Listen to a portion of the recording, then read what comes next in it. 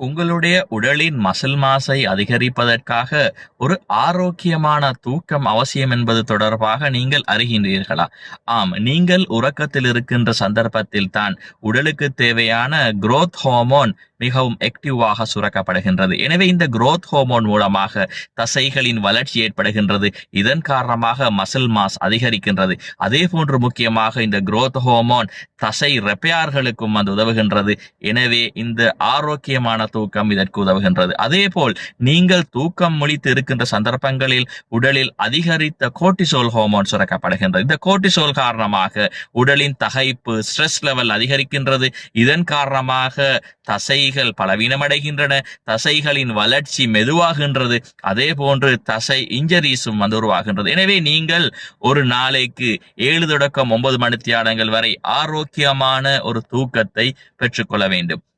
எனவே குறிப்பாக நீங்கள் தூங்க செல்கின்ற சந்தர்ப்பங்களில் உங்களுக்கு ஆரோக்கியமான ஒரு தூக்கம் வேண்டும் என்று சொன்னால் தூங்குவதற்கு குறைந்தது 2 மணித்தியாலங்களுக்கு முன்னதாவது உங்களுடைய கெஜெட்ஸை, அதாவது உங்களுடைய மொபைல் போன், டேப்ஸ் போன்றவற்றை தூரமாக்கி வைத்திருக்க வேண்டும். அதே போன்று நல்ல ஹெவியான கொழுப்புகள் நிறைந்த உணவுகள் சாப்பாடுகள் சாப்பிடுவதையும் குறைத்துக் கொள்ள வேண்டும். எனவே இதன் மூலம் ஆரோக்கியமான ஒரு தூக்கம் கிடைக்கப்பெறுகின்றது.